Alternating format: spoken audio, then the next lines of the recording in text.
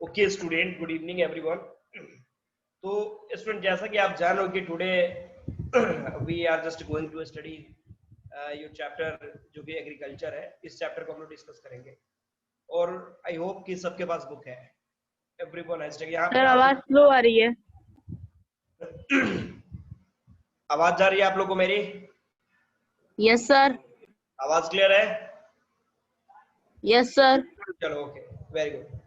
तो एक्चुअली आज हम लोग को एग्रीकल्चर जो चैप्टर है इसको डील करना है, ठीक है। तो थोड़ा सा फोकस करना क्योंकि ये चैप्टर बहुत ही ज्यादा इंपॉर्टेंट होगा, ठीक है। अभी के लिए ये 9th-10th में भी ये चैप्टर आपका चलता रहेगा। तो देखो स्टूडेंट, यहाँ पे हम लोग सबसे पहले अगर एग्रीकल्चर की बात करें तो एग्रीकल्चर को अगर वर्कआउट करोगे तो growing of crops in large scale inside our field, जो हम लोग ज्यादा पे ज्यादा मात्रा में क्रॉप्स को अपने फील्ड में ग्रो करते हैं उसी को एग्रीकल्चर बोलते हैं। प्लस इसको थोड़ा सा अगर और भी ज्यादा ब्रेक करोगे तो देखो यहाँ पे यहाँ पे देखो वर्ड ओरिजिन, यहाँ पे देख लो एग्रीकल्चर को हम लोगों ने लैटिन वर्ड, इसको दो तरीके से तोड़ सकते हैं हम लोग। पहला एगर या फिर एग्री जिसका मतलब सॉइल, एंड कल्चर का मतलब कल्टीवेशन, मतलब मिट्टी में जो कल्टीवेशन का हम लोग काम करेंगे उसे हम लोग एग्रीकल्चर कहेंगे। तो अब आपने क्या देखा कि सपोज करो कि हमने इस चीज को देखा, देखो स्टूडेंट यहाँ पे पॉइंट्स हम देखेंगे कि हमने जाना है कि हमारे देश में 3 तरह के सेक्टर्स है जिसके ऊपर पूरे हमारे देश का इकोनॉमिकल कंडीशन टिका हुआ है। इसमें हम लोग सबसे पहले primary sector, secondary sector and tertiary sector की बात करते हैं। तो प्राइमरी सेक्टर में स्टूडेंट आपने देखा है कि प्राइमरी सेक्टर में हमारा क्या है, एग्रीकल्चर है जिसमें हम लोग रॉ मटेरियल्स को प्रोड्यूस करते हैं। सेकेंडरी सेक्टर में इंडस्ट्री है जहाँ पे मैन्युफैक्चरिंग की एक्टिविटी टेक प्लेस करती है। और टेरिशरी सेक्टर का मतलब सर्विस सेक्टर, जितने भी जो टीचर्स, डॉक्टर, एडवोकेट है ये सब तुम्हारे टेरिशरी सेक्टर्स में आएंगे। आगे स्टूडेंट, अब आपको मैं बता दूं कि प्राइमरी एक्टिविटीज की बात करोगे तो कहने का मतलब प्राइमरी एक्टिविटीज में केवल आपका एग्रीकल्चर ही नहीं आएगा। प्राइमरी एक्टिविटी में किसी भी तरह का रॉ मटेरियल, चाहे वो फिशिंग हो या फिर रॉ मटेरियल्स को जैसे मैं माइनिंग वाइनिंग करके नीचे से कोल को बाहर निकालना हो, तो जो रॉ मटेरियल निकालने का जो प्रोसेस है उसे हम लोग प्राइमरी सेक्टर कहेंगे।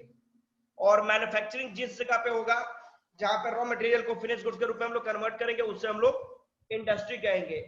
और सर्विस सेक्टर का मतलब तो आपने जाना ही है, स्मार्ट जॉब की बात हम लोग करेंगे। तो बुक्स नहीं है फिर भी यहाँ पे स्क्रीन पे देखो समझ में आ जाएगा। तो इन तीनों एक्टिविटी में किसी कोई प्रॉब्लम नहीं है, nobody has any problem.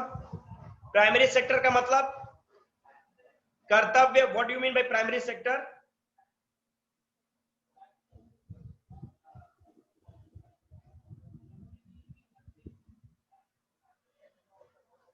Primary sector means what?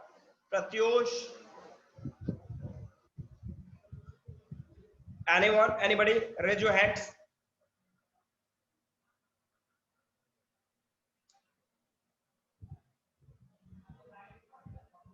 Primary sector का मतलब समझा आप लोगों ने, यस कि नो?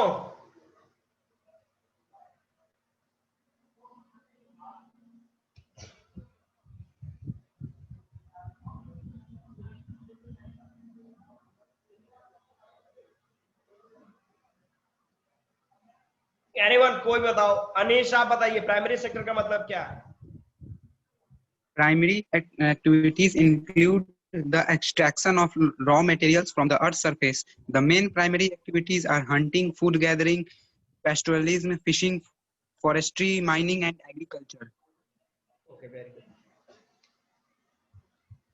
अब देखो कर्तव्य ध्यान देना, मैंने बोला देखो यहाँ पे आपने देखा कि आपके देश का जो इकोनॉमी है, हमारे देश में जो भी बंदा कहीं से भी अर्निंग करता है वो 3 सेक्टर्स हैं, primary sector, secondary sector and tertiary sector, ठीक है।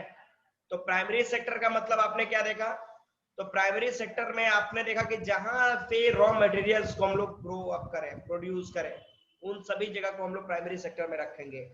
चाहे वो एग्रीकल्चर करके खेती से रॉ मटेरियल्स मतलब फूड ग्रेन्स को निकालना हो, माइनिंग करके रॉ कोल को निकालना हो, तो मतलब कोई भी ऐसी एक्टिविटी जिसके मदद से आप रॉ मटेरियल को कहीं पे भी निकाल रहे हो वो सब प्राइमरी, फिशिंग हो गया, मछली मारना, ये सब आपके प्राइमरी सेक्टर में आएंगे।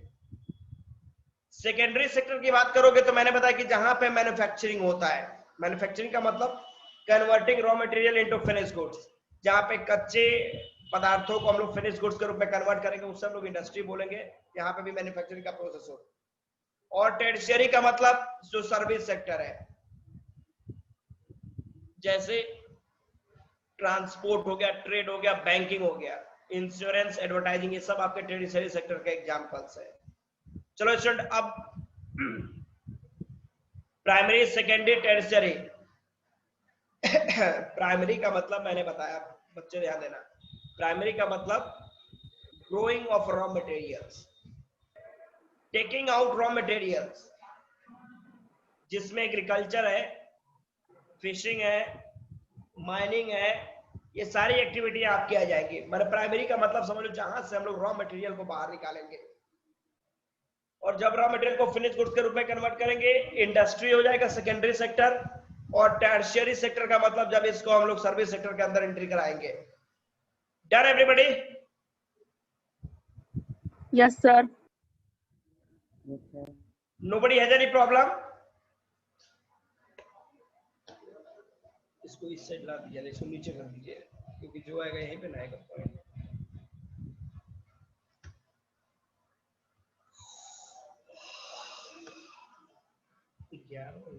ओके,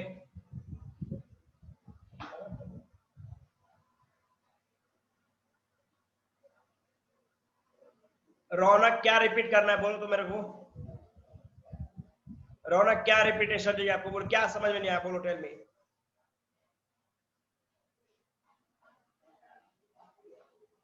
अनम्यूट होके बोलो मेरे को, अनम्यूट हो जाओ और उसके बाद मेरे को बताओ।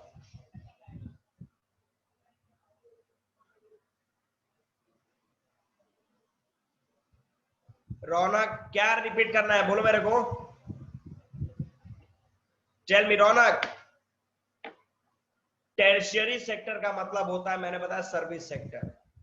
सर्विस सेक्टर मतलब जो है स्मार्ट जॉब, जैसे मैं teachers, doctors, transport, trade, banking, insurance, ये सारे जो सेक्टर है सबको टर्शियरी सेक्टर कहते हैं।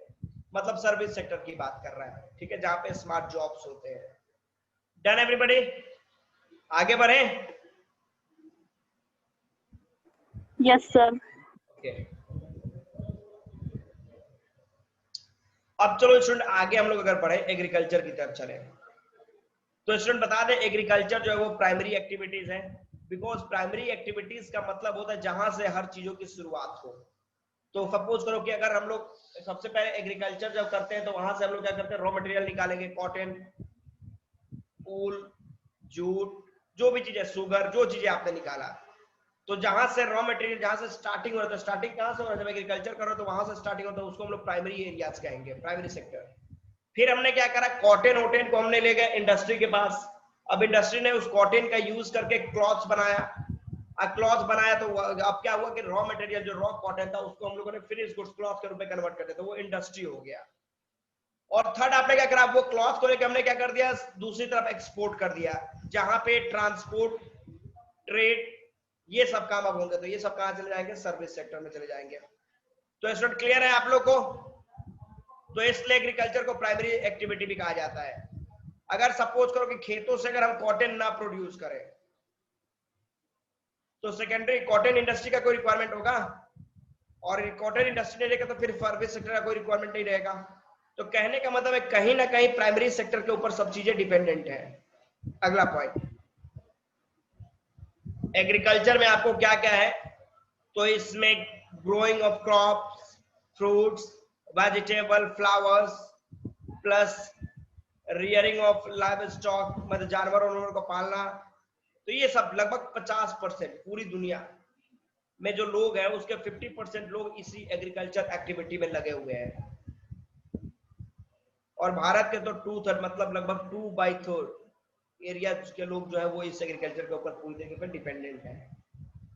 Done? Yes, sir. Yes, sir.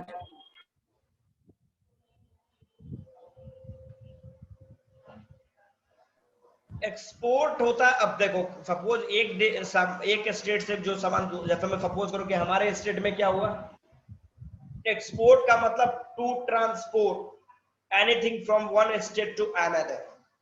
अब बिहार में सपोज करो कि क्या है, तो बिहार में लेबर लोगों की संख्या बहुत ज्यादा है, तो हमारा बिहार स्टेट क्या करता है कि लेबर को यहाँ से एक्सपोर्ट करता है उत्तर प्रदेश, दिल्ली, महाराष्ट्र, गुजरात, जो इंडस्ट्रियल सेक्टर है। एक्सपोर्ट मतलब एक जगह से दूसरी जगह किसी सामान को भेजना, और इंपोर्ट मतलब दूसरी जगह पे किसी चीज को अपने देश में बुलाना, लाना। Getting Ashutosh? Yes no?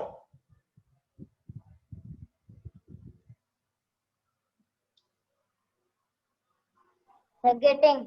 Okay. अब देखो, अब कहने का पॉइंट है कि सबसे पहले अगर एग्रीकल्चर की एक्टिविटीज को आपको करना है तो क्या क्या चीज की रिक्वायरमेंट है।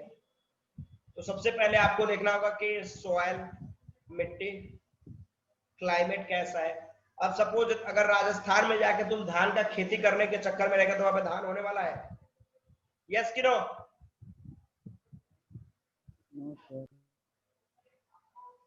राजस्थान में धान की खेती होगी, चावल की खेती? No, sir. और सेब का पेड़ लेके तुम चाहे कि अपने घर में लगा के सेब यहाँ पे उपजाना शुरू करें तो होगा? No, sir. तो जो भी क्रॉप्स है उसको अलग अलग सॉइल प्लस अलग अलग क्लाइमेटिक कंडीशंस की रिक्वायरमेंट होती है। तो the land on which the crop, आपको वो जमीन, जिस जमीन पे आप खेती करते हो उसको एरेबल लैंड बोलते हैं। क्या बोलते हैं? Arable land. एरेबल लैंड क्या है? तो जो कल्टीवेटिंग लैंड है, जिस जगह पे आप कल्टीवेशन का काम करते हो, जिस जगह पे आप एग्रीकल्चर का काम करते हो, उसे हम लोग बोलते हैं एरेबल लैंड। कोई दिक्कत बच्चा लोग? एरेबल लैंड समझ में आ गया? यस तो बोलते जाओ, आगे बढ़े हम लोग। Yes sir. इसमें इसका स्क्रीन शॉट ले लेना है।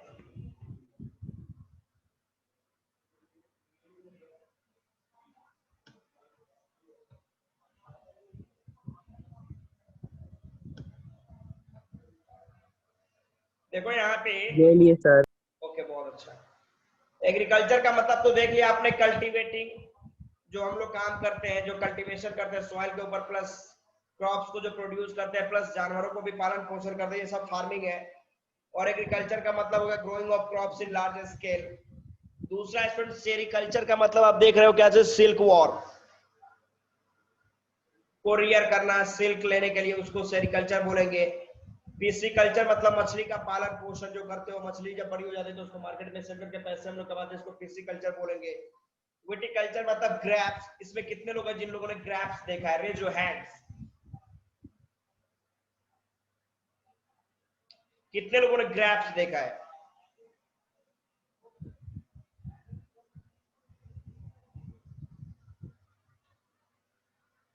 बस 3 ही लोग देखे हैं, रौनक, अंशुल, कर्तव्य, आशुतोष। और आप लोगों ने नहीं देखा? सर खाए भी हैं। खाया भी तुम्हें? तुम, मेरे को लगा कि तुम खाली देखने किए है। आदित्य नहीं देखा है, ठीक है। और अली अब्बास आपने भी नहीं देखा है, और आर्य भारद्वाज आपने भी नहीं देखा है।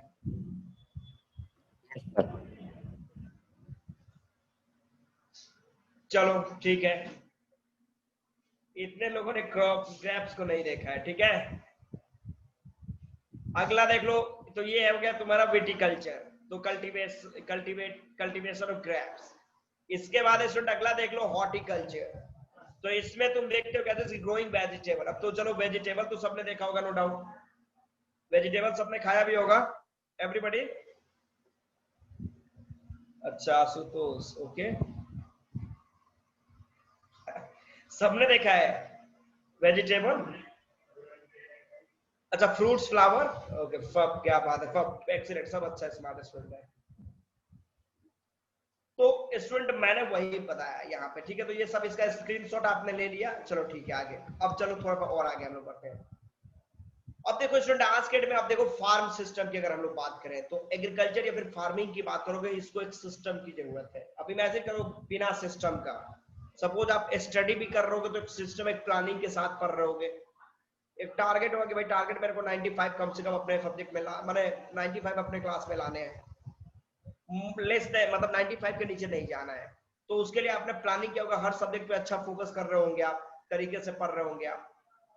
तो इन द सेम वे यहाँ पे भी एक सिस्टम की जरूरत है, फार्मिंग में भी, एग्रीकल्चर में भी एक सिस्टम, जिसमें क्या क्या रिक्वायरमेंट। तो सबसे पहले देखो, किसी भी चीज को करने के लिए इनपुट देते हैं, प्रोसेस होता है, और प्लस नोमैडिक हर्डिंग का मतलब देखो क्या है। नोमैडिक का मतलब होता है तुम्हारा, सिंपल सा मैं पॉइंट बता देता हूं। नोमैडिक का पॉइंट मैं आपको बता देता हूं, ध्यान देना।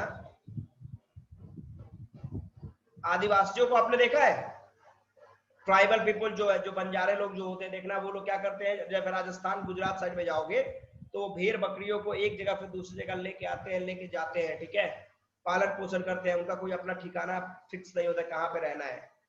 That is called nomadic. Nomadic मतलब wanderer who migrated from one state to another with their animals। so अपने जानवरों के साथ यहाँ से वहां वो लोग क्या करते हैं, मूव करते रहते हैं।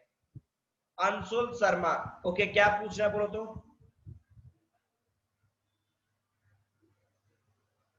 Anshul Sharma, do you have any question?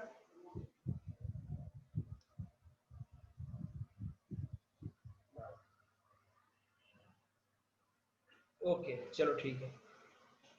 तो स्टूडेंट देखो, हमने क्या करा कि इनपुट का मतलब होता है कि जो इन्वेस्टमेंट आप कर रहे हो। सपोज करो कि आप खेती अगर करना है तो पहले बीज मार्केट से खरीदते हो, फर्टिलाइजर खरीदते हो, मशीनरी मतलब ट्रैक्टर हो गया, या फिर कुदाल हो गया, या फिर जो चीजें जिसकी मदद से आप खेती करते हो वो सब चीजें हो गई।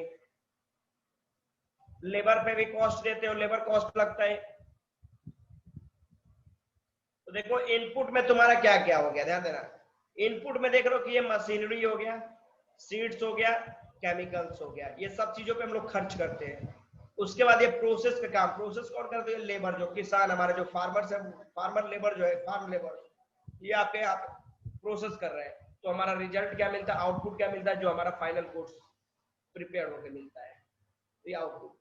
तो एग्रीकल्चर में भी इनपुट, प्रोसेस, आउटपुट। अब देखो, छोड़ो एग्जाम्पल, आप अपने घर पे देख लो, अपने घर में देख लो, किचन में देख लो। इनपुट, अगर कुछ भी बनाना, सपोज करो कि जो भी खाने, जो आपकी मदर खाना बनाती होंगी, तो इनपुट का मतलब ग्रीन वेजिटेबल मार्केट से आप लाते होंगे, चावल है, आटा है, ये सब चीजें लाके रख देते होंगे किचन में, तो ये सब इनपुट हो गया। फिर माँ करती होंगी क्या, जैसे खाना बनाने का काम शुरू कर रही होंगी, तो दैट इज कॉल्ड प्रोसेस, उसमें प्रोसेस हो गया। और लास्ट में बन के क्या तैयार हुआ, आपका डिनर हो गया, आपका लंच, आपका ब्रेकफास्ट बन के तैयार हो गया, वो क्या हो गया, आपका आउटपुट हो गया। कोई दिक्कत है स्टूडेंट? तो have you got input, process and output? Yes, sir. Yes, problem नहीं sir. है? Yes, sir. ओके, चलो आगे। अब चलो यहाँ पे थोड़ा सा और आगे बोलो। अभी हमने ये क्या देखा, देखो ये इनपुट जो है वो आपके कैपिटल, माने ये सब पैसे से आपको खरीदने हैं, ये सब पैसे से खरीदने वाली चीजें हैं, ये कैपिटल के आधार पर ये सब खरीदोगे। लेकिन कुछ और भी इनपुट है, जैसे मैं देखो फिजिकल इनपुट, जैसे मैं नेचुरल इनपुट क्या क्या चाहिए। तो सपोज करो कि तुम कितना भी फसल लगा दो, सनलाइट ही ना है, तो क्या फसल होने वाला है? तो जो फिजिकल इनपुट का मतलब जो नेचर से आपको मिलता है, जैसे मैं सनलाइट हो गया, रेनफॉल हो गया, टेम्परेचर हो गया, सॉइल हो गया, स्लोप्स हो गया, ये सब चीजें क्या हो गई, ये सब पॉइंट्स है आपका फिजिकल इनपुट, मतलब ये नेचर की तरफ से आपको मिलता है और फ्री फंड में मिलता है। इसके लिए कोई पैसा आपको खर्च नहीं करना है, किसी भी तरह का इन्वेस्टमेंट आपको नहीं कर रहा है, ये नेचर खुद ब खुद ऑटोमेटिक आपको दे देता है। रेनफॉल नेसेसरी नहीं है, कर्तव्य क्यों नहीं नेसेसरी, बता दो मेरे को, नेसेसरी क्यों नहीं है रेनफॉल?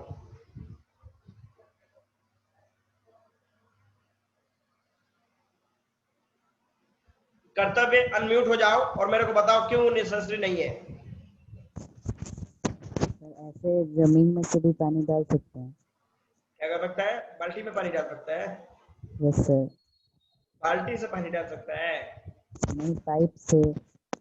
वो पाइप से पानी डाल सकता है, चलो डालो पानी। अगर बारिश नहीं होगी तो तेरा वाटर टेबल घटता चला जाएगा, तो वो मेंटेन कैसे होगा?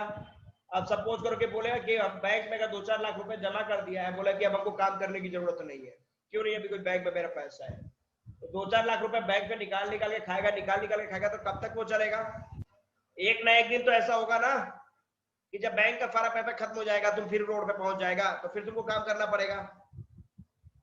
तो कहने का मतलब जमीन से पानी, रेनफॉल होगा ही नहीं है, जमीन से पानी निकाल निकाल के खेती कितने दिन तक करेगा? कब तक वो वाटर टेबल तुम्हारा हेल्प करेगा, सपोर्ट करेगा? एक दिन ऐसा आएगा जब पूरा का पूरा पानी सूख जाएगा। तो वाटर टेबल बारिश से, ऐसा नहीं कि बारिश केवल आपके क्रॉप्स के लिए इंपॉर्टेंट है। आप देखते हो कि टाउन में जब देखोगे तो बहुत सारे ऐसे हैंडपंप होते हैं जो ड्राई अप हो जाते हैं, सूख जाते हैं। रीजन बिकॉज उनका वाटर टेबल जो सपोज करो कि 250 फीट पे उसका सेट किया गया है पाइप को, और कई सारे 300 फीट तक पानी नीचे चला गया, तो अब उसमें पानी आने जा रहा है, क्या सूख जाएगा? अब वहीं पे जब बारिश होगी, जब वाटर टेबल फिर रिचार्ज हो जाएगा आपका। अब इमेजिन करो कि तुम्हारे अगर इन्वर्टर है, कर्तव्य अगर आपके यहाँ इन्वर्टर है, तो आप बोलो कि इलेक्ट्रिसिटी की जरूरत नहीं है। तो इलेक्ट्रिसिटी की जरूरत कब तक नहीं? जब तक तुम्हारा इन्वर्टर चार्ज है। तो कंटिन्यू पंखा चलाएगा, फैन चलाएगा, टेलीविजन चलाएगा, सब चीज चलाएगा, तो कब तक तुम्हारा इन्वर्टर तुम्हारा सपोर्ट करेगा? 2 घंटे, 3 घंटे, 4 घंटे, 5 घंटे, 6 घंटे। और उसके बाद जब इन्वर्टर डिस्चार्ज हो जाएगा तो फिर तो रिक्वायरमेंट पड़ेगी, फिर तो उसको चार्ज करना पड़ेगा, इलेक्ट्रिसिटी की तो जरूरत पड़ेगी। Kartavya, are you getting? Yes no?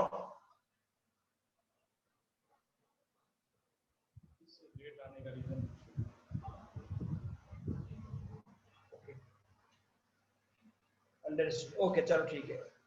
अच्छा ये बताओ, Akshat, Akshat where are you? Akshat unmute करो अपने को। Yes sir. तुम लेट क्यों आया जी? सर हम अभी आउट ऑफ स्टेशन है, हम अभी छपरा में नहीं है। क्या? सर हम अभी छपरा में नहीं है, हम आउट ऑफ स्टेशन है। छपरा में आप नहीं हो? छपरा के बाहर है आप? Yes sir. तो क्लास तो तुम्हारा ऑनलाइन चल रहा है ना, आपको तो ज्वाइन टाइम पे करना चाहिए था। Yes sir. आप अपने, आपके जो सर हैं, आप उनको ये अपना इंफॉर्मेशन पहुंचा दीजिएगा, ठीक है? सर शिवम सर को ना? हाँ, सर को ये मैसेज कर देना कि क्या प्रॉब्लम है, क्यों लेट आया हुआ। Okay sir. ओके। कर्तव्य भैया तेरे को समझ में आया जी?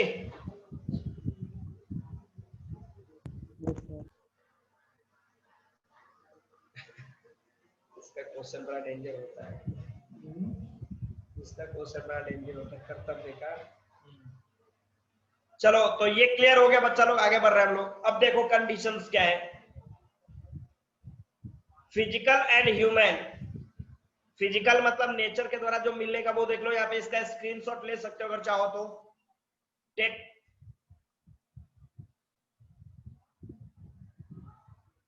वो जो स्क्रीनशॉट लेगा उसको कॉपी में करेगा, नहीं जी, करना है कॉपी में।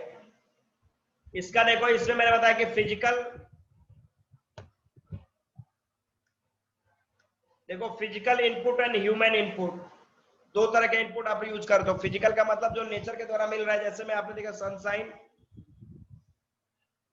टेम्परेचर। जैसे में इनपुट आप लिख दोगे, इनपुट लिख के उसको दो तरीके से उसको डिवाइड कर दोगे। एक तरफ लिखोगे ह्यूमन इनपुट, एक तरफ लिखोगे physical input.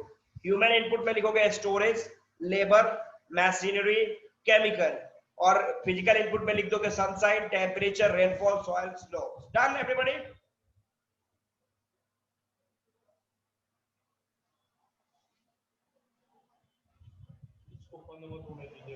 Sir repeat again. मैंने आपको बताया कि आप क्या करोगे, इनपुट लिख दोगे, ठीक है? जैसे 3 पॉइंट लिखोगे ना, जैसे इनपुट हो गया, प्रोसेस हो गया, आउटपुट हो गया। तो इनपुट में भी 2 कॉलम बना लोगे, ठीक है? इनपुट के 2 कॉलम बनाओगे। एक तरफ लिखोगे ह्यूमन इनपुट। देखो ये वाला फिगर, देखो इसको, ये फिगर देख रहे हो ना सब? कर्सर देख रहे हो मेरा?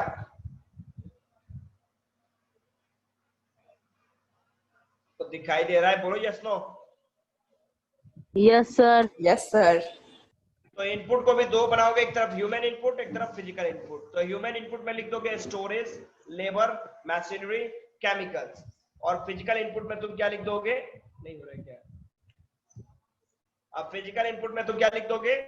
तो sunshine, temperature, rainfall, soil, slopes. Done everybody? हो जाएगा? Yes sir. चलो ठीक है, very good. Yes, Yes, sir. sir. आगे हम लोग कर रहे हैं। Yes, sir.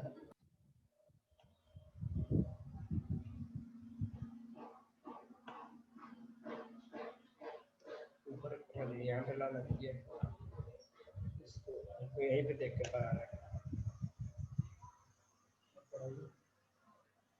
चलो स्टूडेंट, अब हम लोग बात करेंगे टाइप्स ऑफ फार्मिंग, ठीक है, कि एग्रीकल्चर कितने तरह के होते हैं। अभी तक हम लोगों ने जो डिस्कस किया उसमें किसी को कोई प्रॉब्लम नहीं है? Nobody has any problem? No, sir. चलो ठीक है, वेरी गुड। अब हम लोग बात करेंगे, देखो यहाँ पे टाइप ऑफ फार्मिंग। तो इसमें देखो टाइप ऑफ फार्मिंग में आप समझ लो कि सबसे पहले हम लोग बात करेंगे तो पहला है कि सबसिस्टेंस और दूसरा है कमर्शियल फार्मिंग। अब इसमें भी तुम डिस्कस करोगे, सबसिस्टेंस फार्मिंग की बात करोगे तो इसमें आप देखोगे कि ये जो फार्मिंग है वो प्रैक्टिसाइज कहते थे किस लिए? फार्मर अपने फैमिली की जरूरत को पूर्ति करने के लिए। मतलब जब केवल हम लोग अपने लिए उस क्रॉप्स को प्रोड्यूस करते हैं तो इन दैट केस उसको हम लोग सबसिस्टेंस फार्मिंग कहेंगे। ध्यान देना, इसमें क्या होता है कि इसमें पुराने मेथड, ट्रेडिशनल मेथड्स हम लोग यूज करते हैं, टेक्नोलॉजी बहुत लिमिटेड क्वांटिटी में हम लोग ऐड करते हैं। और आगे चल के सबसिस्टेंस फार्मिंग जो है इसको भी दो तरीके से आपने डिवाइड कर दिया है, पहला इंटेंसिव और दूसरा प्रिमिटिव। इंटेंसिव का मतलब, पहले प्रिमिटिव समझ लो। प्रिमिटिव का मतलब जो ओल्ड मेथड्स था, और इंटेंसिव की बात करो तो इसमें फार्मर जो होते हैं, ध्यान देना, फार्मर्स जो होते हैं वो अंशुल क्या बोलो, इंटेंसिव सबसिस्टेंस फार्मिंग की बात करो, एग्रीकल्चर की बात करोगे तो इसमें क्या है कि फार्मर्स जो होंगे जो कल्टीवेट, एक छोटे से प्लॉट लैंड जो है उस पे कल्टीवेशन का काम करते हैं, खेती करते हैं। इसमें सिंपल टूल्स का यूज करते हैं, वर्क ज्यादा करना पड़ता है उनको। दूसरी तरफ क्लाइमेट की अगर बात करोगे तो यहाँ पे सनशाइन, मतलब सनलाइट तो चाहिए ही, फर्टाइल सॉइल चाहिए, और इसके मदद से आप थोड़ा सा क्रॉप्स प्लस कर सकते हो। जैसे मैं यहाँ पे जो इंटेंसिव एग्रीकल्चर हम लोग करते हैं उसमें सबसे ज्यादा इंपॉर्टेंट जो क्रॉप्स है वो क्या है? राइस है। राइस मेन क्रॉप है, उसके बाद व्हीट भी है, मेज, ऑयल सीड्स, ये सारे एग्रीकल्चरल पॉइंट्स है। और आपको मैं बता दूं कि ये सबसे थिकली, मतलब ये नॉर्दर्न इंडिया की बात की जा रही है, यहाँ पे सबसे ज्यादा ये इस तरह के क्रॉप्स हो जाते हैं, साउथ ईस्ट और ईस्टर्न या फिर साउथ एशिया की तरफ मैं बात कर रहा हूँ। दूसरा स्टूडेंट है कि प्रिमिटिव की बात करोगे। प्रिमिटिव का मतलब ओल्ड मेथड्स। ओल्ड मेथड मतलब जिसमें आप पहले शिफ्टिंग कल्टीवेशन करते थे। शिफ्टिंग कल्टीवेशन का दूसरा नाम झूम कल्टीवेशन भी है, स्लैश एंड बर्न कल्टीवेशन भी है, जिसको हम लोग जंगलों में ये किया जाता था। और दूसरा है नोमैडिक हार्डिंग। नोमैडिक हार्डिंग का मतलब अभी आपको मैंने बताया, ऊपर किसी बच्चे ने क्वेश्चन पूछा तो मैंने डिस्कस किया था नोमैडिक हार्डिंग का मतलब क्या हुआ। तो इसका मतलब वो बच्चा लोग ध्यान देना, नोमैडिक हार्डिंग का मतलब हुआ जो हमारे देश के जो बंजारे, जो वंडरर है, जो राजस्थान या फिर ज्यादातर गुजरात में लोग मिलते हैं, जो भेड़ बकरियों के साथ एक जगह से दूसरी जगह घूमते रहते हैं, उनका कोई अपना एक पर्टिकुलर ठिकाना नहीं होता, उसको बोलते हैं nomadic herding. Done everybody? Done, sir. Yes, sir. Getting. Yes, sir. अब देखो थोड़ा सा शिफ्टिंग कल्टीवेशन की भी बात कर लो स्टूडेंट, फोकस करना। तो इसको हम लोग प्रैक्टिसाइज करते हैं कहाँ पे? जो थिकली, माने जो फॉरेस्टेड एरियाज होते हैं, जैसे अमेजन रिवर। नहीं आ रहा है, आवाज नहीं जा रही है स्टूडेंट? आप लोग को मेरी आवाज जा रही है? सर ऑल क्लियर, पूरा तेज आ रहा है, अच्छे से। पूरा तेज आ Yes, रहा है? sir. चलो ठीक है, ओके।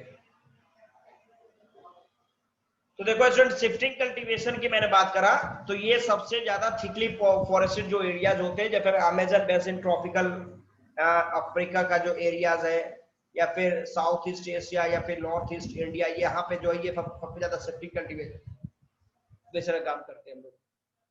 रेनफॉल भी बहुत ज्यादा हैवी होता है। अब बोलो, टेल मी फास्ट। रेनफॉल भी यहाँ पे अच्छा खासा होता है। अब प्लस यहाँ पे क्या होता है कि वेजिटेशन मतलब पेड़ पौधे जो है वो डैमेज नहीं होते, प्लस पेड़ पौधों का रीजेनरेशन हमेशा होता रहता है। सपोज करो कहीं एक जगह से हमने पेड़ कट कर दिया, वहां पे खेती कर ली, फिर अगले साल हम वहां पे ना करके दूसरी जगह पे जाके खेती करेंगे, तब तक जहाँ पे हमने पहले साल लास्ट ईयर खेती किया था वहां पे पेड़ पौधे बड़े होने लगेंगे। फिर अगले थर्ड ईयर हम जहाँ पे सेकंड ईयर किया वहां पे छोड़कर थर्ड ईयर दूसरी जगह पे जाएंगे, तो सेकंड वाले जगह पे सेकंड ईयर जहाँ पे किया वहां पे आपका पेड़ बढ़ना शुरू हो गया। तो कहने का पॉइंट है इससे क्या होता है कि रीजेनरेशन आपके फॉरेस्ट का होता रहता है, फॉरेस्ट आपका बर्बाद नहीं होता। आगे बच्चा लोग ध्यान देना। तो cutting down trees from one place to another for performing क्या the process of agriculture in forested areas is called क्या shifting cultivation। इसको स्टूडेंट नॉर्थ ईस्ट में शिफ्टिंग कल्टीवेशन को हम लोग झूमिंग कल्टीवेशन भी कहते हैं। देखो यहाँ पे डू यू नो में आ गया, डू यू नो में देखिए यहाँ पे शिफ्टिंग कल्टीवेशन को अलग अलग जगह पे अलग अलग नाम दिया गया है। जैसे नॉर्थ ईस्ट इंडिया में इसको झूमिंग बोलते हैं, मैक्सिको में इसको मिल्पा बोलते हैं, ब्राजील में इसको रॉका, और मलेशिया की बात कर लो इसको लडांग। ये अलग अलग नाम शिफ्टिंग कल्टीवेशन का। ये इसका भी चाहो तो स्क्रीनशॉट ले सकते हो। आगे बढ़ेंगे हम लोग।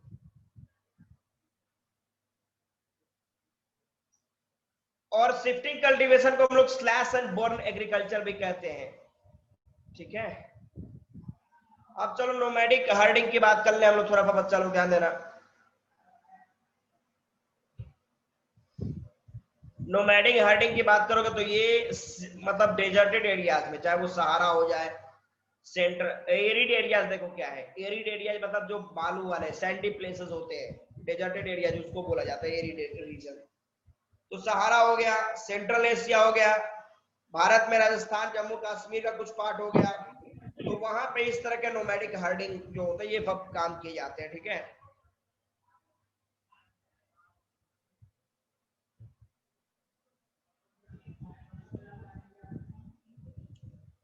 प्लस आगे अगर हम लोग बात करें स्टूडेंट फोकस करें तो ये लोग क्या करते हैं, जहां पे भी रहते हैं अपने पास जानवरों को रखते हैं, ऐसे जगह पे स्टे करते हैं। अबेडन यानी क्या होता है? क्या अबेडन? खाली जगह।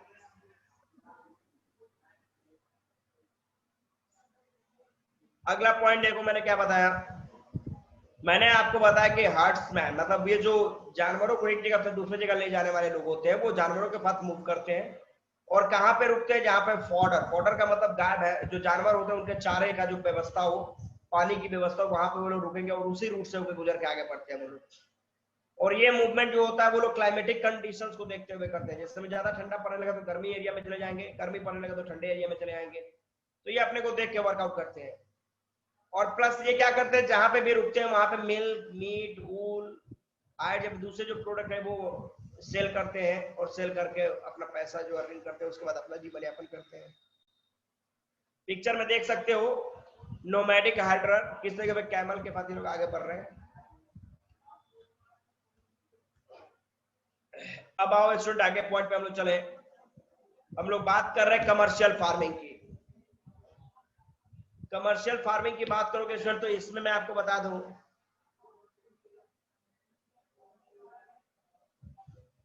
कि farming which is done to earn money, मतलब एग्रीकल्चर जो आप परफॉर्म करते हो, वैसे क्रॉप जो आप ग्रो करते हो किस लिए, मार्केट में सेल करके पैसे को कमाने के लिए। उस तरह के क्रॉप्स को हम लोग क्या बोलते हैं, उस तरह के फार्मिंग को हम लोग कमर्शियल फार्मिंग बोलते हैं। जैसे मैं देख लो यहाँ पे शुगर केन का प्लांटेशन की बात करो, देखो यहाँ पे शुगर केन बोया गया, तो शुगर केन क्या चावल गेहूं की तरह घर में रखते तो खाओगे नहीं, इसको क्लियर है कि मार्केट में सेल करने के लिए, तो इसको क्या बोलेंगे, कमर्शियल क्रॉपिंग। तो कमर्शियल क्रॉप की बात करोगे, कमर्शियल ग्रेन जो है उसमें जो फार्मिंग क्रॉप्स है, जैसे मैं छोटा एग्जांपल देख लो, जैसे में व्हीट हो गया, मेज हो गया, ये हम लोग ज्यादा से ज्यादा कमर्शियलाइज ज्यादा से ज्यादा ग्रो करते हैं, मार्केट में इसको भी सेल करते हैं हम लोग। कुछ एरिया जैसे मैं सपोज गन्ना खाए या ना खाए, चावल तो सब कोई खाता होगा, कोई ऐसा बंदा जो चावल नहीं खाता, anybody, anyone who dislike rice?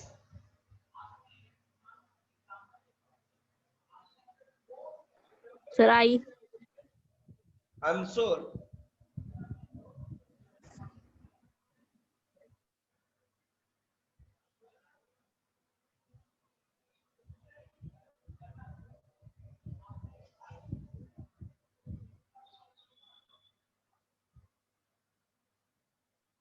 तो ये आपने राइस देखा, ये commercial farming plus major areas जहां पे ये सब कमर्शियल ग्रेन्स को प्रोड्यूस किया जाता है वो सब टेम्परेट ग्रासलैंड में, जहां पे ना ज्यादा गर्मी ठंडी पड़े, रिलैक्स एकदम मॉडरेट क्लाइमेट हो, जैसे में नॉर्थ अमेरिका, यूरोप, एशिया, ये कुछ कॉन्टिनेंट है जहां पे इस तरह कमर्शियल फार्मिंग्स होते हैं। ठीक है, अब आओ जो नीचे जाओगे तो देखो मिक्स फार्मिंग की बात कर रहा है।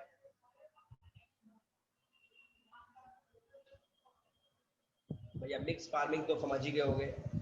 हम लोग क्या करते हैं, कभी कभी मेज के बाद एक ना मक्के के बाद हम लोग गाय भैंस का चारा जो होता है उसको भी, फॉडर मतलब क्या होता है, गाय भैंस का चारा, जानवरों का जो चारा हम लोग बोते हैं, देखो भूसा वूसा देखा है ना, तो हम लोग क्या करते हैं फूड एंड फॉडर दोनों एक साथ ग्रो करते हैं, उसे हम लोग क्या बोलेंगे मिक्स फार्मिंग। इसमें दोनों व्यवस्थाएं हैं। और ये कहां पे सबसे ज्यादा होता है, तो Europe, eastern USA, Argentina, south east Australia, New Zealand and south Africa. तो ये कुछ देश है जहां पे इस तरह का मिक्स फार्मिंग ज्यादातर होता है। अब स्टूडेंट आओ प्लांटेशन की तरफ ध्यान देना। सबसे पहले मैं बता दूं कि प्लांटेशन जो है वो एक तरह का कमर्शियल फार्मिंग है जहां पे एक सिंगल क्रॉप को लार्ज स्केल में हम लोग ग्रो करते हैं, जैसे टी हो गया, कॉफी हो गया, शुगर केन हो गया, रबर हो गया। Done student? Yes sir. समझ में आ रहा है everybody? Yes, sir. Yes, sir. Yes, sir. Yes, sir. Yes, sir. तो जैसे मैं छोटा और एग्जाम्पल देख लो, और भी ज्यादा काफी कमर्शियल में, जैसे में टी है, कॉफी है, शुगर केन है, कैश, बनाना, कॉटन, ये सब आपके कमर्शियल फार्मिंग में आ जाएंगे, मतलब प्लांटेशन वाले हैं। और इसको तैयार करने के लिए आपको ज्यादा से ज्यादा पैसे की जरूरत है, प्लस लेबर की भी रिक्वायरमेंट होती है। और आगे बता दें कि यहाँ पे जो फार्मिंग होता है और यहीं से जो मटेरियल निकलते हैं वो आपके डायरेक्ट फैक्ट्री में भी जाते हैं, तो इसलिए ट्रांसपोर्ट सिस्टम भी प्लस पॉइंट चाहिए। सपोज करो खेतों में, अगर आपने सपोज करो कि गन्ना मैंने सपोज करो अपने खेतों में उत्पादन कर लिया, तो गन्ना वहां पे उत्पादन होगा, तो उस गन्ने को क्या करना है कि खेतों से लेके उसको कहां पे लेके जाना है, इंडस्ट्री में लेके जाओगे, तब ना वहां पे शुगर बनेगा। और शुगर अगर बन गया तो फिर इंडस्ट्री जहां पे शुगर बना वहां से उसको मार्केट तक पहुंचाना है, तो इसके लिए किस चीज की रिक्वायरमेंट है, transportation. Okay next transfer machine. क्या मशीन। मशीन बोलता है, देखो ट्रैक्टर और ट्रक की जरूरत है, ट्रांसपोर्ट की जरूरत है, मशीन की जरूरत है।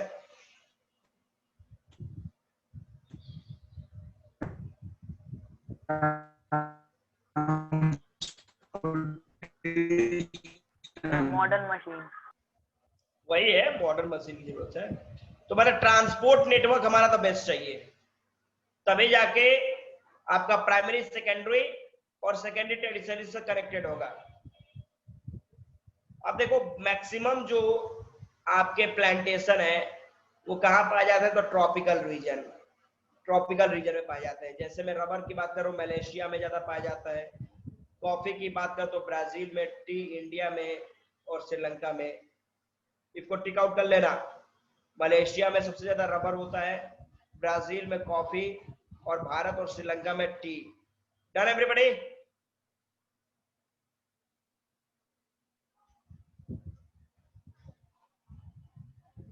अच्छा ये बताओ, इस तरह केले का पेड़ किन लोगों ने देखा है, रेज योर हैंड्स।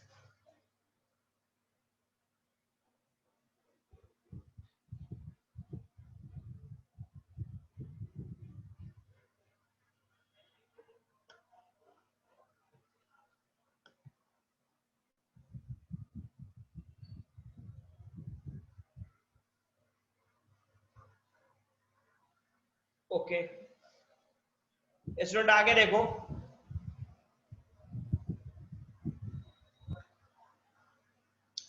अब चलो मेजर क्रॉप की बात करेंगे हम लोग।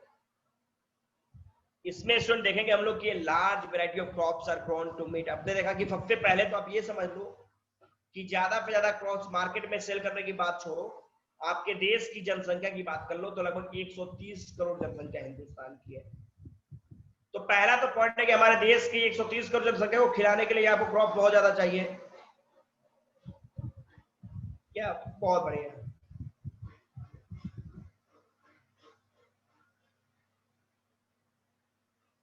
ओके नेक्स्ट आशुतोष, अगले क्लास में हम लोग नोट्स कर लेंगे, ठीक है।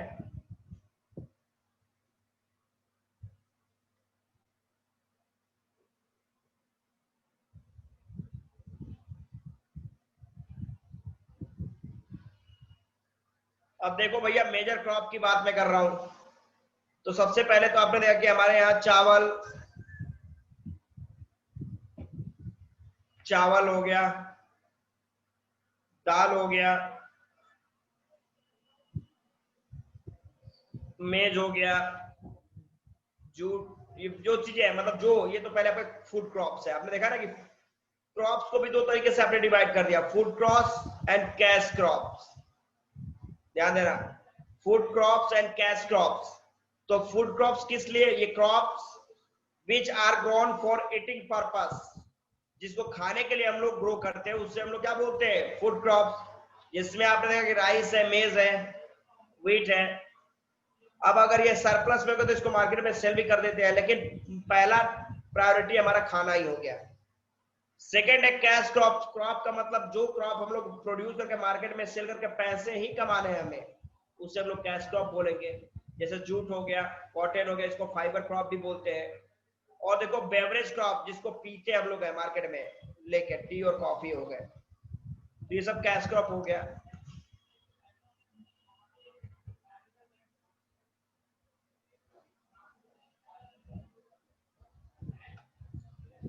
अब भैया राइस के बारे में देख लो, ध्यान देना।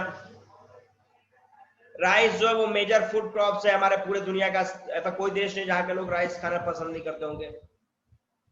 ये सबसे ज्यादा ट्रॉपिकल एंड सब ट्रॉपिकल रीजन में पाया जाता है।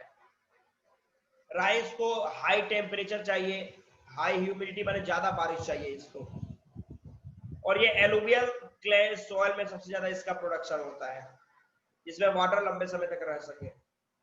चावल प्रोड्यूस करने में चाइना नंबर 1 है, और सेकंड में इंडिया, थर्ड में जापान, फोर्थ में श्रीलंका, और उसके बाद इजिप्ट। ये कुछ ऐसे देश हैं जो 5 कंट्री जो कि चावल सबसे ज्यादा प्रोड्यूस करते हैं। तो क्लाइमेटिक की बात करोगे तो इन आप देखते हो क्या, जैसे वेस्ट बंगाल के भी कुछ ऐसे जगह जो कि बहुत ही ज्यादा फेवरेबल है, वहां पे भी आप क्रॉप्स प्रोड्यूस कर सकते हो। राइस की मैं बात कर रहा हूँ।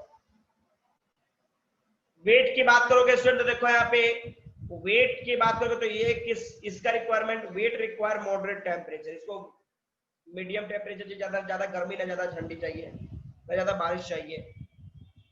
इसको रेनफॉल भी मॉडरेट चाहिए, मतलब मिनिमम टेम्परेचर में। और ये आपका विंटर सीजन में इसको हम लोग ग्रो करते हैं, और गर्मी के टाइम में इसको हार्वेस्ट करेंगे। वेट की बात करोगे तो सबसे ज्यादा USA, second Canada, Argentina, Russia, Ukraine, Australia, और लास्ट में इंडिया है। हमारे देश में ठंडी के टाइम में व्हीट जो है उसको ग्रो किया जाता है। बाकी सब देश में क्या? और बाकी देश में कौन से सीजन में? बाकी देश की बात करोगे तो सब भी आपके जब बारिश मॉडरेट हो, मतलब कि लगभग विंटर और समर के बीच का जो टाइम होता है, जो मॉडरेट क्लाइमेट होता है।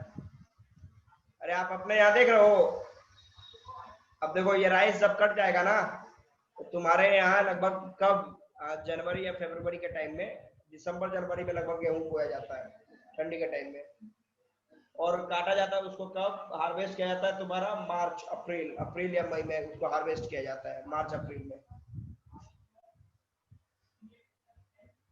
तो आपने देखा ना कि अलग अलग देश के अलग अलग क्लाइमेटिक कंडीशन होते हैं। तो ऐसा थोड़ी ना कि हमारे यहाँ अगर मई में गर्मी पड़ रहा है तो अमेरिका में भी मई में ही गर्मी पड़ेगा, हमारे यहाँ पे दिन है, अभी तो अमेरिका में दिन ही होगा। रोटेशन रिवोल्यूशन तो जानते हो ना पृथ्वी का?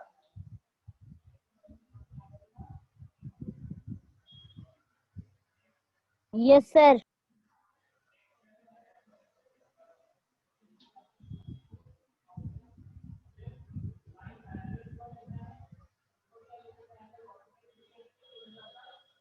वो प्लास्टिक राइस नहीं है भाई। हाँ वही मैं बता रहा हूँ, सबका अपना अपना टाइमिंग होता है।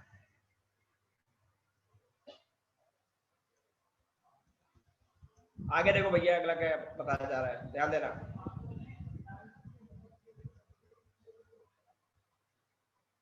अब देखो यहाँ पे मिलेट्स, मतलब इसको हम लोग बोल सकते हैं बाजरा, एक तरह का एक कल्टीवेशन।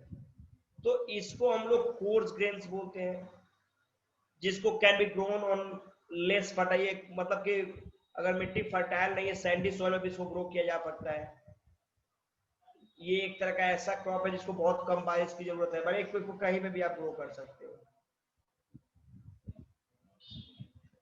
इसको टेम्परेचर भी उतना ज्यादा नहीं चाहिए, मॉडरेट एकदम मिनिमम चाहिए, बारिश भी ठीक ठाक हो जाए। ज्वार बाजरा रागी ये सब भारत में प्रोड्यूस किया जाता है, जबकि दूसरे देश जो है जैसे नाइजीरिया, चाइना और निगर, इस जगह पे भी इसको प्रोड्यूस किया जाता है। इसलिए यहाँ पे देख लो एक पॉइंट दिया हुआ है कि maize is also known as a corn. Maize को कॉर्न मतलब अनाज भी कहा जाता है, खाने के लिए भी इसको प्रोड्यूस किया जाता है। अलग अलग वैरायटी के मेज आपके पूरे वर्ल्ड में पाए जाते हैं। देखा है मक्का कौन कौन कितने क्वालिटी का देखा है? रेड कलर का मक्का देखा है? Yes sir. ग्रीन कलर का? No sir. क्या देखा है? बिल्कुल ग्रीन नहीं देखा है? नो सर, ग्रीन नहीं देखा। रेड को ग्रीन कलर पे वो कर देगा तो ग्रीन नहीं हो जाएगा।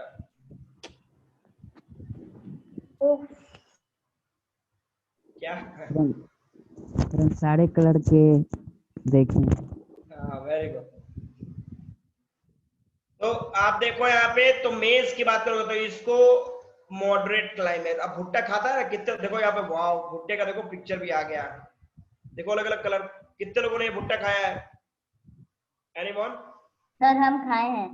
तुम तो सब खाया है, कुछ ऐसा चीज है जो तुम नहीं खाया है? कोई भी ऐसी चीज जो तुम ना खाया हो?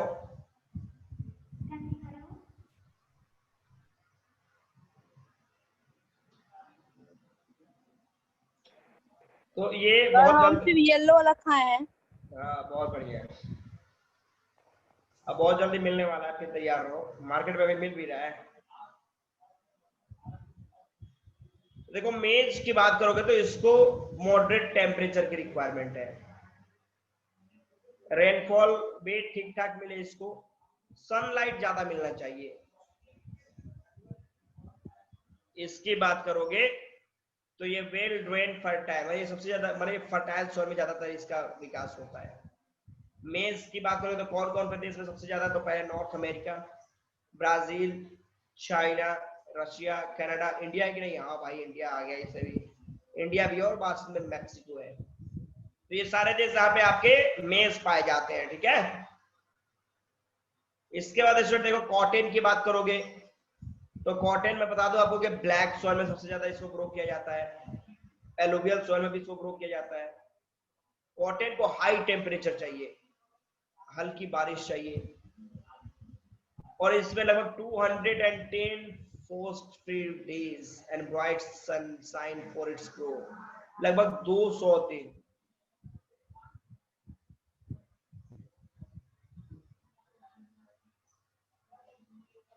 हमारे यहाँ एलुवियल सॉइल होता है, आपके यहाँ ब्लैक सॉइल भी होता है, मगर हमारे यहाँ हमारा बिहार जो है वो एलुवियल सॉइल के लिए, बिकॉज यहाँ पे गंगा नदी जो है वो एलुवियल, मतलब नॉर्दर्न प्लेन हमारा एरिया जो है नॉर्थ इंडिया, हम लोग ज्यादातर यहाँ पे एलुवियल सॉइल पाए जाते हैं। रौनक बोलो।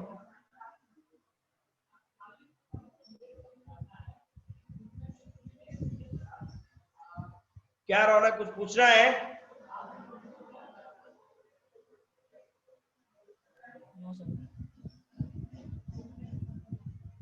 चलो नेक्स्ट।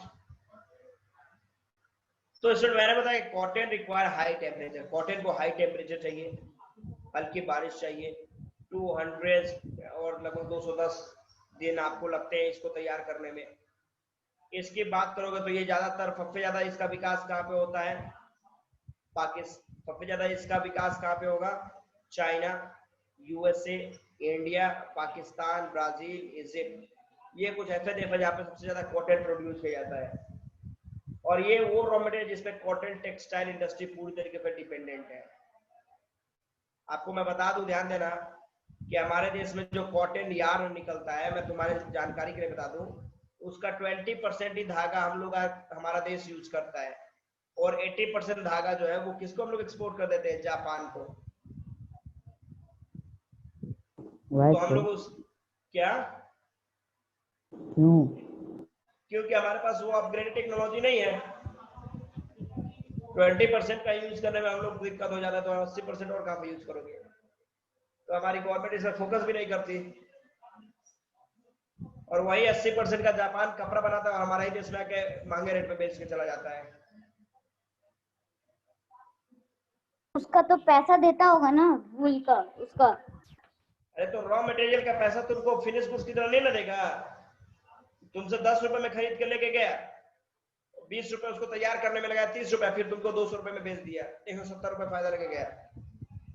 अगर हमारे ही देश में इंडस्ट्री सेट हो जाए तो हमारे देश 20% जो कॉटन यार्न हम लोग यूज करते हैं तो उसमें लाखों लोग रोजगार करते हैं, लाखों लोगों को रोजगार दिया गया है। अगर 80% और हम लोग के देश में यूज किया जाने लगे तो इमेजिन करो कि हमारे देश में कितने लाखों लोगों को रोजगार मिल जाएगा, बेरोजगारी खत्म होगी। अपने देश का मोहर उस पे लगा रहेगा, मेड इन इंडिया नहीं हो जाएगा।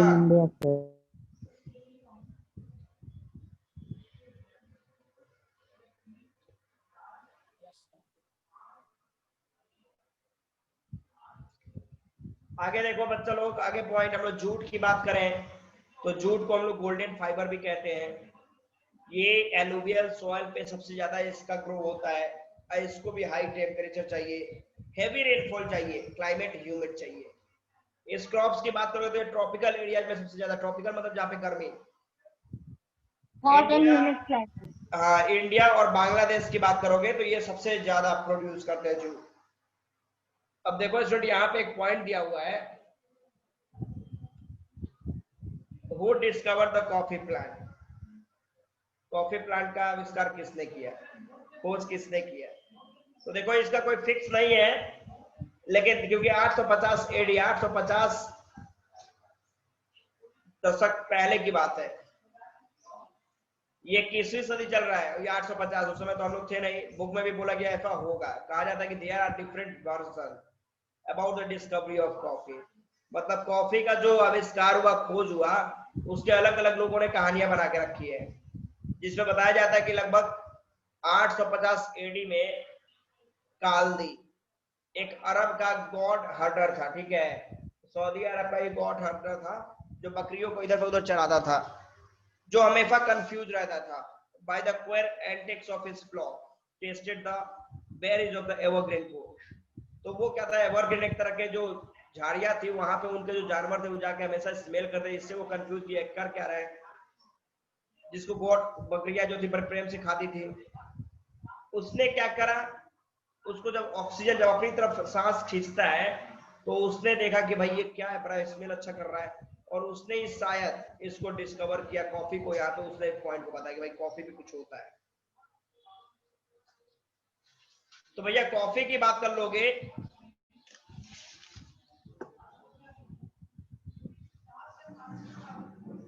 एडी का मतलब होता है एनो डोमिनी, और बीसी का मतलब होता है बिफोर क्राइस्ट। एडी का मतलब होता है कि after the birth of Jesus Christ, ईसा मसीह के जन्म के बाद जो सारी घटनाएं हुई उसे हम लोग एडी कहते हैं, और ईसा मसीह के जन्म के पहले जितनी भी घटनाएं हुई उसको हम लोग बीसी कहते हैं, बिफोर क्राइस्ट।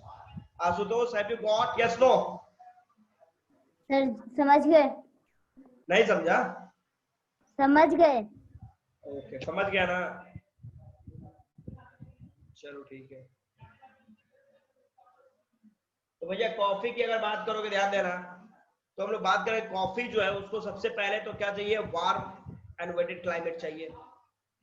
लूमी सॉइल, किस तरह की मिट्टी में कॉफी ज्यादा प्रोड्यूस किया जाता है, तो लूमी सॉइल, ध्यान देना। और ये पहाड़ी एरिया में सबसे ज्यादा पाया जाता है, पहाड़ी एरिया में इनका ग्रोथ सबसे ज्यादा होता है, ठीक है। और कॉफी सबसे ज्यादा कहाँ पे होता है, तो कोलंबिया नंबर 1 और इंडिया नंबर 2। हम लोग यहाँ पे भी नंबर 2 पे है भाई, पीछे नहीं छोड़ रहे किसी भी देश का।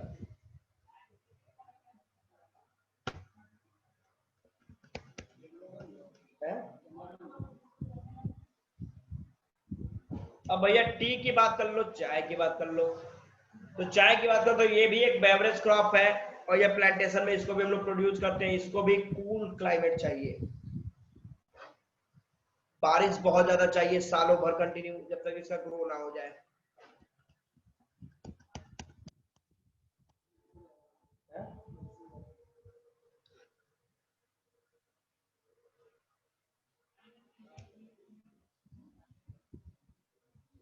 क्या कर्तव्य झूठ क्या पूछ रहे हो, बोलो क्या झूठ बोल रहे हो?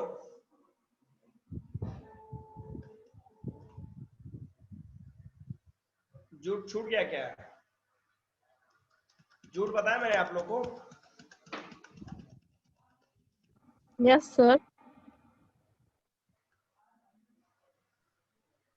झूठ देखो मैंने बताया, गोल्डन फाइबर इसको बोलते हैं।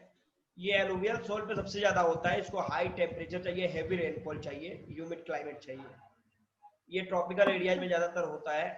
भारत और बांग्लादेश ये लीडिंग कंट्रीज है जो सबसे ज्यादा जूट को प्रोड्यूस करते हैं। वो तो क्या है,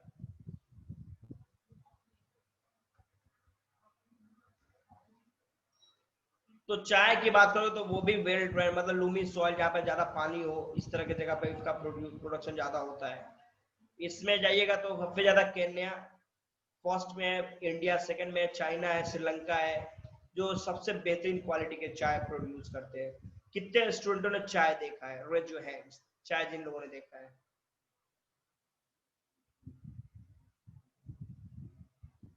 सबने देखा है?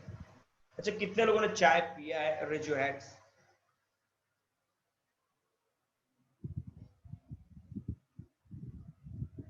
किसी ने नहीं? अरे सबने पिया, चलो ठीक है, वेरी गुड। आगे बढ़ो। अब देखो स्टूडेंट, एग्रीकल्चर डेवलपमेंट की बात की जाएगी। तो देखो स्टूडेंट, मैं आपको बताया कि पहले के टाइम में आप लोग प्रिमिटिव तरीके से एग्रीकल्चर करते थे, जिसमें क्या था, प्रिमिटिव में क्या था कि लेबर ज्यादा लगता था, प्रोडक्शन कम लगता था।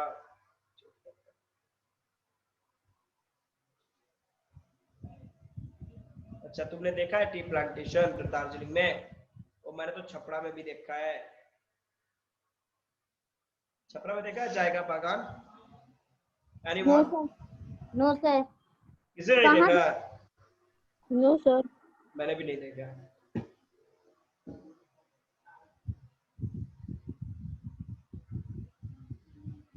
चलो ठीक है, ओके।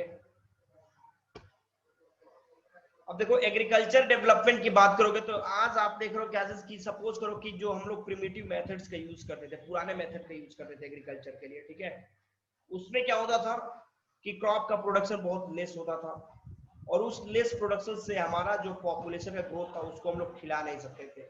इसके लिए हमने क्या किया, टेक्निकल बदला, टेक्नोलॉजी बदला। और आपको मैं बता दूं कि 1960 के बाद ग्रीन रिवॉल्यूशन की शुरुआत आपके देश में हुई, और उसके बाद आपके देश के किसानों ने मॉडर्न फार्मिंग को यूज करना शुरू कर दिया, अपग्रेडेड टेक्नोलॉजी का यूज करना शुरू कर दिया, जिसकी वजह से आज क्या देख रहे हो कि हम लोग इनऑर्गेनिक फर्टिलाइजर, हाइब्रिड सीड्स, अलग अलग तरह के machine, pumping set, tubewell,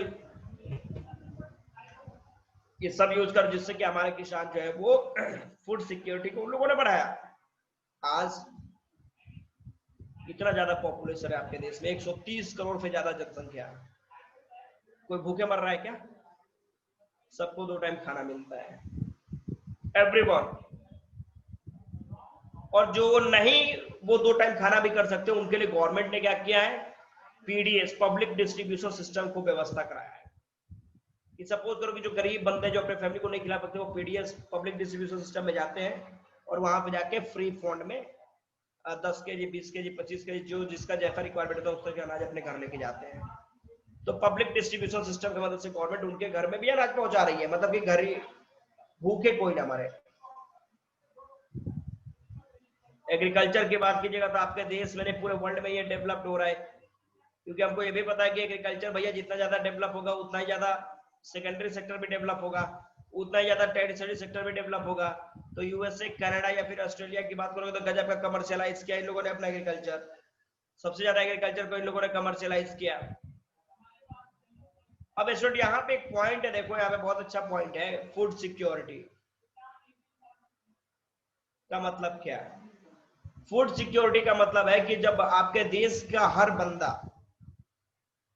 2 time खाना खाए, पौष्टिक आहार मिले उसको, बैलेंस डाइट मिले उसको, कोई भूख से ना मरे, पूरा हिंदुस्तान हेल्दी हो, हम क्या बोलेंगे कि तब फूड सिक्योरिटी आपके देश में है।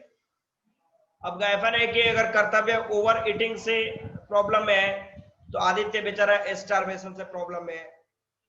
अक्षत नहीं होता, नहीं मैं बता रहा हूँ कि आपके देश में ऐसा होता है कि कुछ लोग खाते खाते जा रहे हैं, कुछ लोग खाते खाते प्रॉब्लम है, और कुछ लोग सुबह में खाते तो शाम के बारे में वो लोग सोचते हैं। तो इस सिस्टम को खत्म करने के लिए गवर्नमेंट आपकी अलग अलग तरह के स्टेप्स ले रही है, और उस स्टेप में आप देख रहे हो FCI food corporation of India को लॉन्च किया गया, पीडीएस को लॉन्च किया गया, जिसके अभी आपने देखा कोरोना पैंडेमिक में अभी आपने देखा कि बहुत सारे लोग सामने आए थे, किस लिए? तो एक दूसरे का सपोर्ट करने के लिए। Yes, people can not eat 2 times in a day, तो जो नहीं खा सकते उनके लिए ही तो गवर्नमेंट ने सारी सिस्टम व्यवस्था करके रखी है। अरे जो 2 टाइम नहीं खा सकता क्योंकि उसके घर में अनाज नहीं है इसलिए तो नहीं खा सकता, तो उसके लिए गवर्नमेंट ने क्या करा? पीडीएस बना दिया, public distribution system. Ration card आपको बना दिया कि राशन कार्ड के मदद से जाइए 20 केजी 25 केजी जो भी आपके जिसमें घर में जो आबादी है उसके अनुसार जाकर क्रॉप्स लेके आइए, ग्रेन हाउस को जाके आप अपना खाइए। तो आज गवर्नमेंट वो सुविधा प्रोवाइड की है कि आज के डेट में लगभग कोई भूखे नहीं मरेगा। And everybody has sufficient grain. Our government is also, performing such type of actions to provide 2 time meal to everyone within a day. एक दिन में 2 टाइम खाना है तो कम से कम हर बंदे को मिलना ही चाहिए। तो ये सब चीजें हैं। तो कर्तव्य अभी ऐसा कुछ नहीं है कि ऑल पीपल, आपने कभी देखा क्या किसी को भूखे? कर्तव्य, हैव यू सीन एनीवन?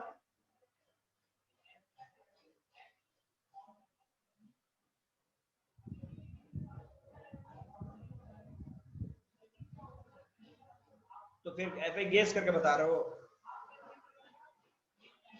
अरे गेस करके बता रहे हो क्या?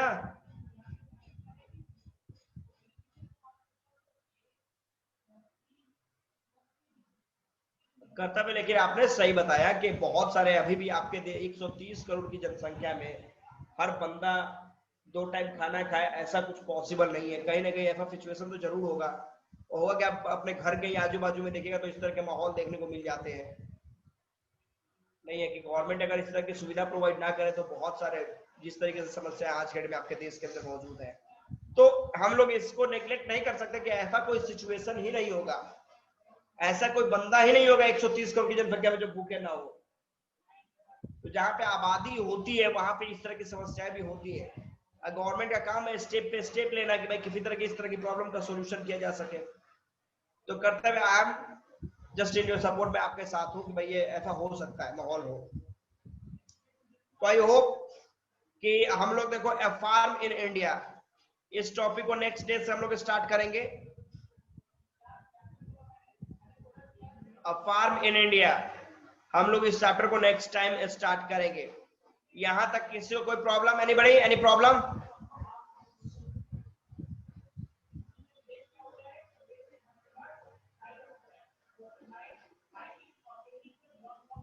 Everyone tell me fast. Sir intensive यानी क्या होता है? क्या इंटेंसिव? इंटेंसिव मतलब क्या हुआ?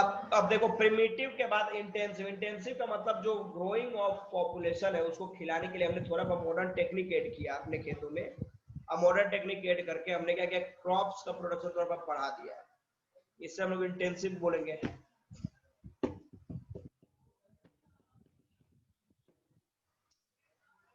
Problem anybody?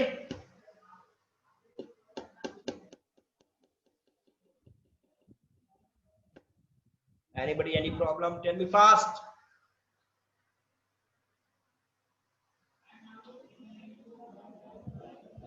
No, sir. Okay okay, तो इतना रीड कर लोगे आप लोग। कर्तव्य किसको बताया? Don't be angry. मैं आई नेवर, मैं कभी एंग्री होता ही नहीं।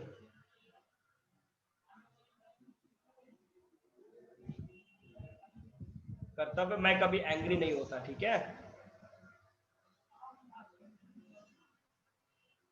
देखो मशीनाइजेशन का मतलब होता है कि न्यू न्यू मशीन्स का यूज करना, applying modern machines, adding up modern machines with our agriculture. कर्तव्य कौन बोला कि मैं एंग्री हूं?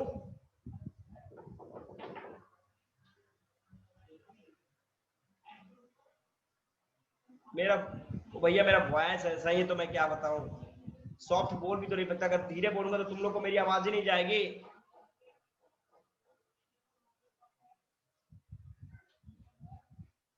अगर धीरे बोलूंगा, ओके।